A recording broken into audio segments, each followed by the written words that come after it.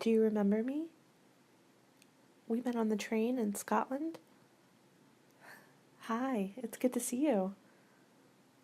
Oh, how I found you is not important. I have my ways. Hey, do you remember how you told me you owe me a favor? Well, I'm cashing it in. We really need your help. Oh, yeah, I'm not alone. I have a very special friend with me. Let me introduce her. This is Diane. Can we come in? Okay.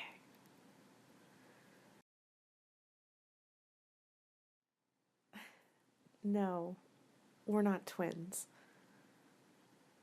Look, what I'm about to tell you may seem really strange. I promise you it's the truth, though. Can you spare a few minutes to listen to us? Okay. I'm going to let Diane tell you the whole story.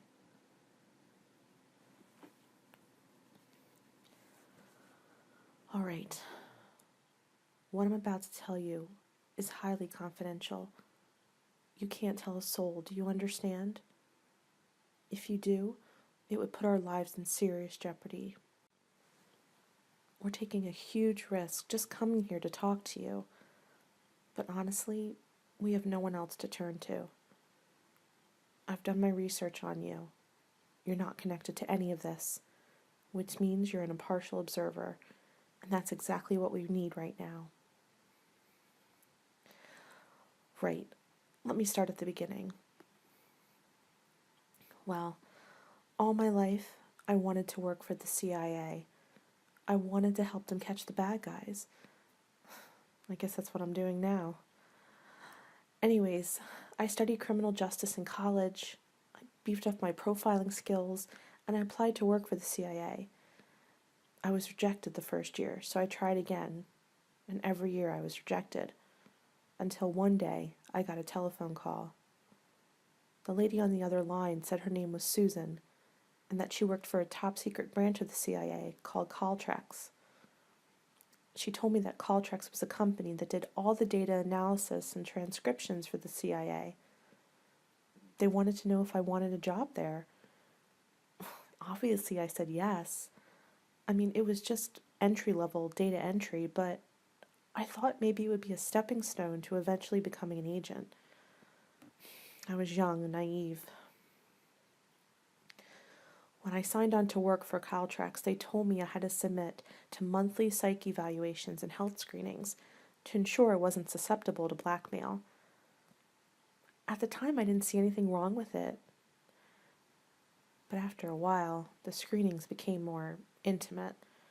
The psych evals were focusing on whether I was paranoid and delusional, and even when I said no, they kept asking me those questions.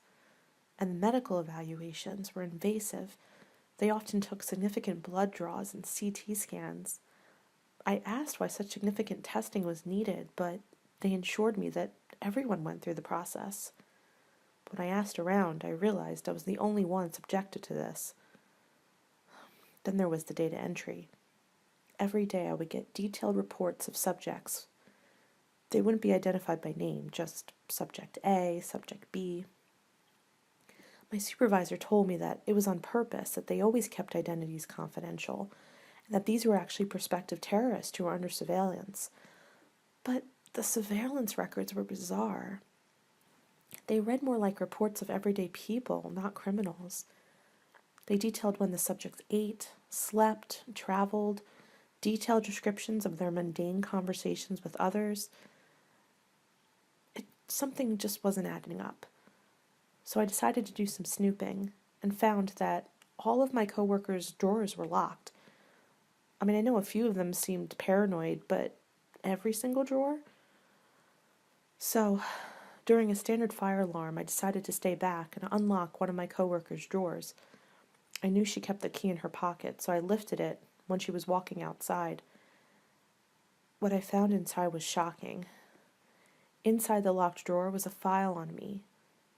In it was pictures, hundreds of pictures of me, At the office, at the home, at the gym. It didn't make any sense. Why was my own company surveilling me? So that night, I broke into the records office where my data entry reports came from. That's when I found file upon file of the subjects. To my surprise, they all looked like me. I didn't know what to think. But at that moment, someone saw me in the records and reported me to security. I grabbed as many files as I could and I got out of there. I barely escaped. I've been on the run ever since. A couple of times they tracked me down, but I've been fortunate enough to escape. I decided to track down one of the people on this list. That person was Carrie. Yeah, so when Diane first came to me with this, I thought she was crazy. I wasn't on the run at the time. I wasn't traveling like when you saw me. I was just a kindergarten teacher. Life was so simple. And then she comes to me saying that we all looked the same and there was some conspiracy. I didn't know what to think. But we did a blood test, and it was an exact match. Not like we were sisters, like we were the same person. Diane, it was what she feared all along. We're clones. I know, it sounds crazy, like out of some science fiction movie, but it's true. Somehow Caltrix cloned us and threw us out into the world just to see what we would do. I don't know. Now, to Diane it made sense. She's adopted, but I wasn't. I had parents, or at least I thought I did. So I confronted them, and they confessed that I was given to them by the company to raise, but that my parents were supposed to report back on my activities each year. They said it was for medical testing, but now I knew it to be true. I was a clone. My own parents were in on the secret, or at least part of the secret. Maybe they didn't know I was a clone. I really don't know what to believe. All I know is that they lied to me. And to make things worse, they called the company, even though I told them not to. The next day, the security guards were there looking for me. Who knows what they would have done to me if I didn't run away. I didn't know what to do, but fortunately, I had Diane's phone number. I called her and met up with her in a secret place, and we made a break for it. I know this seems strange, but we have a plan. We decided to hunt down our clones one by one to make sure they were safe. We thought they deserved to know the truth, but as we started looking for them, we realized they were being watched as well. I couldn't risk putting any of our clones in jeopardy, so I surveilled them in secret for the last year, collecting information on where they were, what their habits were, when they would be away from their handlers or the agents that were watching. I didn't know how deep it went, but if Carrie's parents knew all along, who's to say their family members didn't either? It was too dangerous for Carrie to be involved, so I sent her away to travel the world, never staying in one place for too long, so that she wouldn't be found. We finally met up again at the end of this year, making sure that no one followed her. By that time, I had all the information I needed. That's why we're here today. We know the location of all of our clones. We need someone from the outside to find them, tell them what's going on. Now, I know they probably wouldn't believe you, so we've come up with a solution. We've made several copies of a video. On it, we record ourselves talking about this, revealing all we know about the company. We want you to give a copy of this video to each of our clones, along with money in an envelope for them to travel to a secret destination. In the video, we stress to them that they shouldn't tell anybody about this, not even those closest to them. We need you to go to them, tell them that the video is for their eyes and ears only, and then it's their choice. They can keep the money and live life the way they are, always wondering that what if we're saying is actually true, or they can get away, travel to meet us, learn the truth, and hopefully finally be safe from prying eyes. We didn't dare put the location of the place on the video in case it got into the wrong hands. If you agree to do this, we'll tell you where the location is, so you can tell them in secret. But you have to promise us never to tell anyone else but the clones. Do you understand? If you do, all of our lives are in danger. I know this is asking a lot, but honestly, we have no one else to turn to. None of us know which of our friends, family members, co-workers knew about this conspiracy. I met you on the train. When I saw you, I thought that you might have been one of the agents, but you weren't even paying attention to me. You looked so lost, like the day I found out the truth. I knew that you were just another lost soul looking for something. Well, this is what we need from you.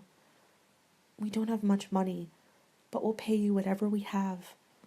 We'll pay for your transportation to each of the cities where our clones are. We'll put you up for the night. We'll do whatever we have to make this possible. Please, will you help us? Will you bring these messages to our clones? Thank you. Okay. I'm going to whisper in your ear the place that we're going to meet them. You can't tell a soul, okay? Just them. No one else. Okay. Here it is. 2314 Bernard Street, Rio de Janeiro. Did you get it? Okay. Here's what you need to know. These are the files I managed to take from the records office at Caltrax. In it are the names of 10 clones who live in the United States. I know there's many more, but these are all the ones I was able to track down this past year. I want you to give each of them their recordings and the money I've left in each envelope. Let's go through each one of them. The first person is Ruth. She's a scientist who works in a lab in Boston. I think to convince her, you'll have to give her some of our hair samples. She'll be able to test them and realize that we're actually clones. Once you've convinced her, move on to Jessie. She's at a hospital in Rhode Island.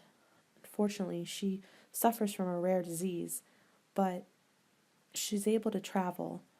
I've given you some extra money in her envelope to make sure that she can travel comfortably. The third person is Carol. She's a sales clerk at a Macy's in New York City. Next, you should visit Anne. Anne lives alone in Virginia.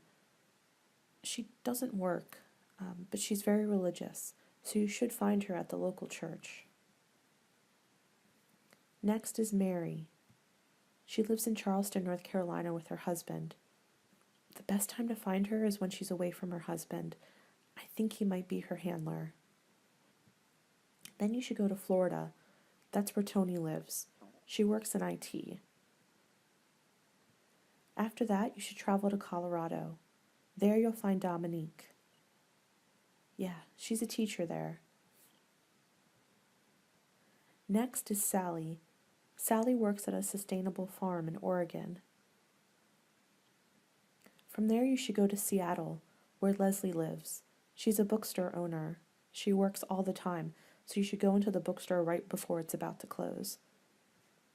And finally, Tanya. Tanya's a college student in Chicago. That's the list of 10. Do you have any questions? I can't thank you enough for doing this for us. I know it's a lot to ask, but we really need your help. Please, find these 10 people as soon as you can. We've made 10 copies of the tape for you. We've given you all the money you need. All right, we better head out. We've been here long enough. We're going to that secret location. Do you remember what it was? Make sure you tell all of them. And watch your back. Don't trust anyone. Okay? And don't tell anyone else that we've talked except for our clones. We're counting on you. Okay. Good luck.